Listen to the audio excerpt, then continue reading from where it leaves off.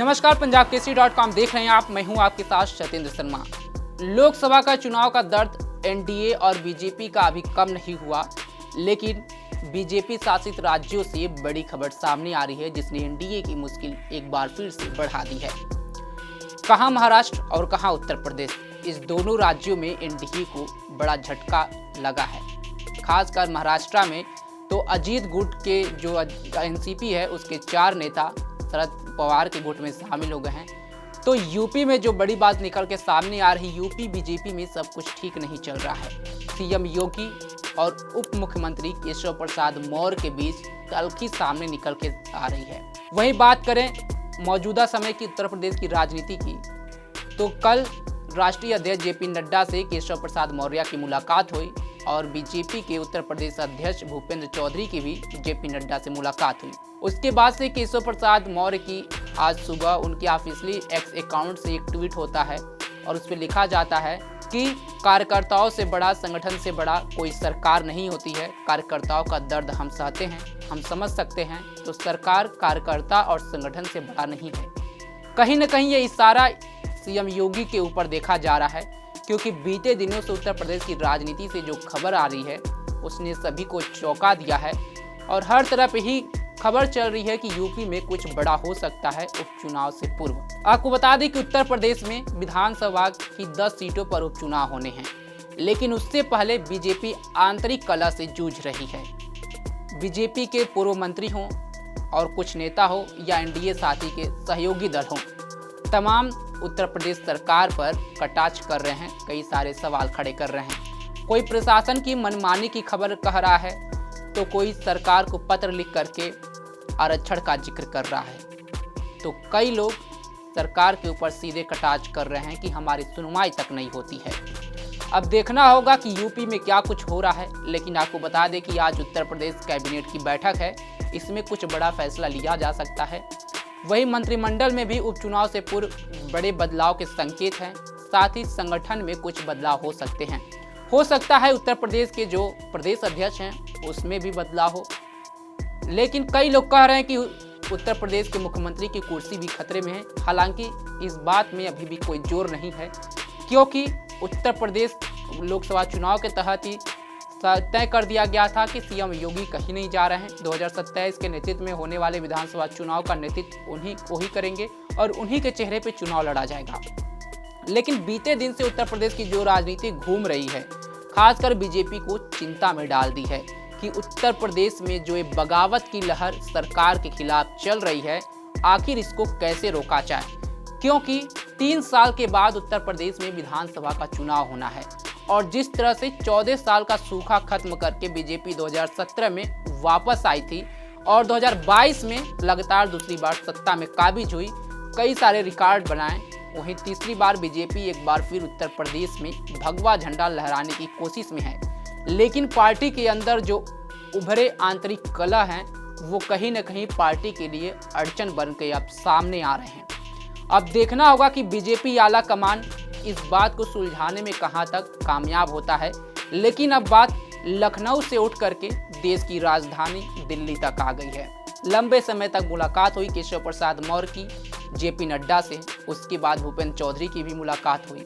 आज पीएम मोदी से भूपेंद्र चौधरी ने मुलाकात की, तो वहीं सीएम योगी आज कैबिनेट की बैठक बुलाए हैं। कैबिनेट की बैठक मौजूदा समय में चल रही है, देखना होगा कि क्या कुछ बदलाव होंगे। लेकिन आपको बात करें उत्तर प्रदेश में सीएम योगी और केशव प्रसाद मौर्य के बीच तकरार की, तो ये पुराना है, नया कोई उपज नहीं है।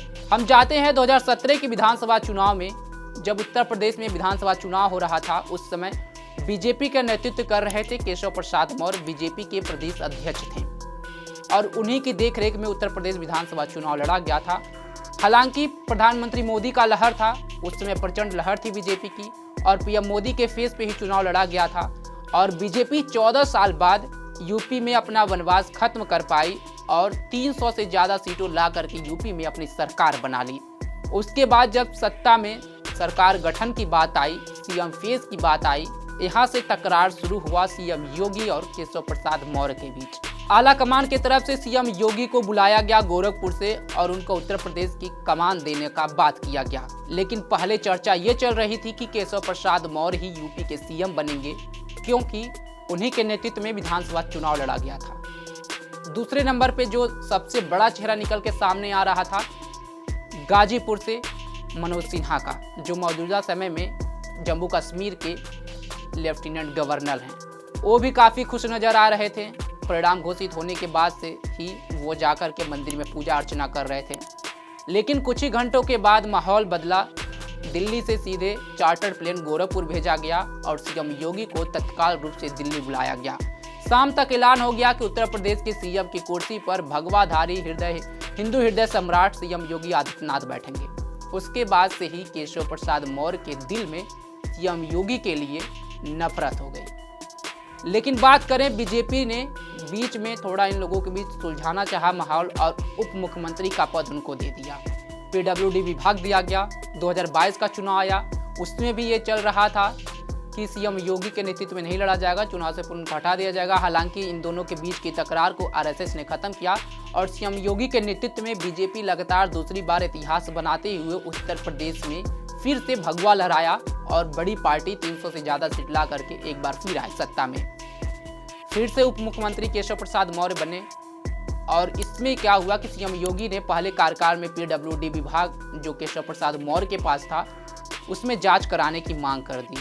तो इससे भी केशव प्रसाद मौर्य काफ़ी खपा नजर आए। वहीं आपको बता दें कि केशव प्रसाद मौर्य काफ़ी एक्टिव नजर आ रहे हैं। उनके कार्यकर्ता, उनके समर्थक और बीजेपी में कई सारे बड़े नेता और सहयोगी दल भी उनके सपोर्ट में नजर आ रहे हैं। लेकिन सीएम योगी को उत्तर प्रदेश की मुख्यमंत्री की कुर्सी से हटाना इतना कम बात नहीं है, क्योंकि उन्होंने जो 2017 में जीत के बाद से अपनी राजनीति का एजेंडा चलाया है, जो लोगों के बीच का कोरोना का समय हो या बुलडोजर की कार्रवाई हो या प्रशासनिक तौर पे कानून व्यवस्था पर हो या कई सारे अंकुश लगाए हों, एक अच्छे राजनेता के रूप में उभर के सामने आए हैं और यूपी की जनता के दिल में अपनी जगह बनाई है।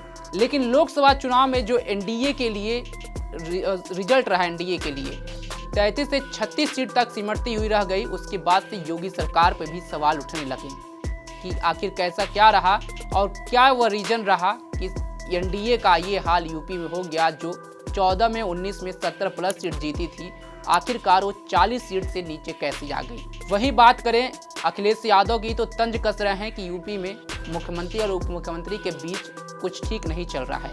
आपस में ये दोनों टकरा रहे हैं, जिससे जनता का बुरा हाल है।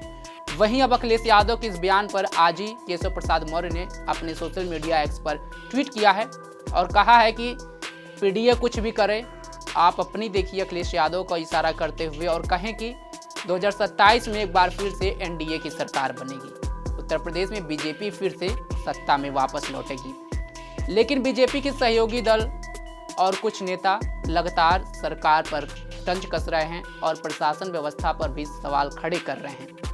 खैर, इस पूरे मामले पर आपकी क्या राय है? अब देखना होगा कि आज की कैबिनेट की बैठक में क्या फैसला होता है, क्या बड़े फैसले लिए जाते हैं। वहीं जो खबर निकल के सामने आ रही है कि उपचुनाव से पहले संगठन में बड़ा बदलाव देखने को मिलेगा, मंत्रिमंडल में बड़ा बदलाव देखने को मिलेगा। उम्मीदें लगाई जा रही है कि जो 10 सीटों पे उपचुनाव होने हैं उसमें बीजेपी मुस्लिम चेहरे को भी उतार सकती है, खासा कर जहां पे पीडीए यानी अखिलेश यादव ने जो पीडीए दल बनाया है वहाँ पे मुस्लिम प्रभाव है। अब इस कैबिनेट की बैठक के बाद ही पता चलेगा कि बीजेपी में क्या बड़े बदलाव हो सकते हैं और उपचुनाव से पहले देखने को मिलेगा कि क्या संगठन में बड़े बदलाव होंगे। खैर, ये तो आने वाला यूपी का जो सियासत है वो बताएगा।